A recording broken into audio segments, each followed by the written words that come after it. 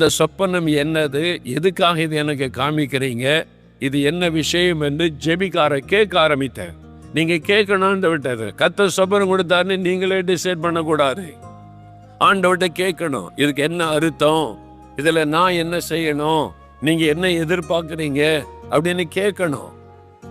நிறைய பேர் சொப்பனங்கண்ணே சொல்லிக்கிட்டே தெரிகிறது. எதுக்கு சொப்பனம்? சும்மாவா சொப்பனம் கொடுப்பார் ஆண்டவர், தரிசனம் கொடுப்பார்.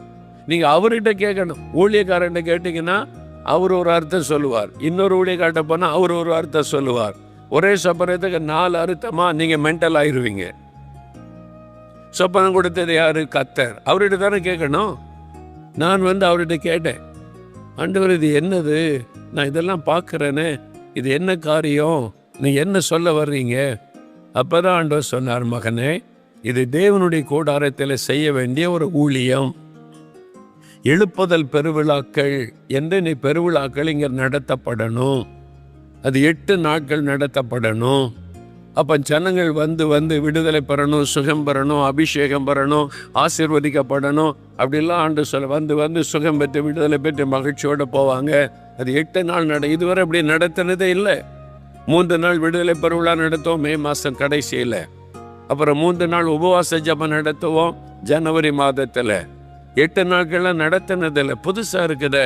அப்போ ஆண்டவர்கிட்ட கேட்டேன், சரி ஆண்டவர், ஆண்டவர் சொன்னதை எழுத ஆரம்பித்தேன். எழுப்புதல் பெருவிழாக்கள் 8 நாட்கள் நடத்தப்படணும். அப்போ ஆண்டவரே, எழுப்புதல் பெருவிழா அப்படின்னா ஒன்று தானே, பெருவிழான்னு சொல்லியிருப்பீங்க, பெருவிழாக்கள் அப்படின்னு சொல்லியிருக்கிறீங்க. ஆண்டவர் ஒரு காரியம் சொன்னால் ஒவ்வொன்றுக்கும் அர்த்தம் இருக்கும். நீங்கள் கேட்கணும், ஆண்டவர்கிட்ட கேட்கணும். நான் கேட்டேன், பெருவிழான்னு ஒன்று தானே, எழுப்புதல் பெருவிழாக்கள் அப்படின்னு சொல்லியிருக்கிறீங்களே, அது என்னது ஆண்டவரே? அப்போ ஆண்டவர் சொன்னார், நான் சொல்கிறேன், ஒன்றுன்னா எழுது. நிறைய பேர் சமாதானம் இல்லாமல் இருக்கிறாங்க, நிம்மதி இல்லாமல் இருக்கிறாங்க, சமாதானத்தை தேடுறாங்க. அவங்களுக்கு சமாதான பெருவிழா நடத்தி சமாதானத்தை பற்றி பேசி ஜெபிக்கணும். ஓ அப்படியா, சரி ஆண்டவரே. ஆண்டவர் சொன்னார், நிறைய பேர் ரட்சிக்கப்பட்டு சமாதானம் பெறுறாங்க, மெய்யான சந்தோஷம் இல்லை, களி கூறுதல் இல்லை, பரிசுத்த ஆவியானவர் கொடுக்கிற சந்தோஷம் இல்லை. பாடுகள் உபத்திரவத்துக்கு நடுவிலும் தேவ பிள்ளைகள் சந்தோஷமா இருக்கணும். அப்ப சந்தோஷ பெருவிழா நடத்தி அதை பற்றி சொல்லி ஜெபிக்கணும். ஓ சரி ஆண்டவரே, ஓகே.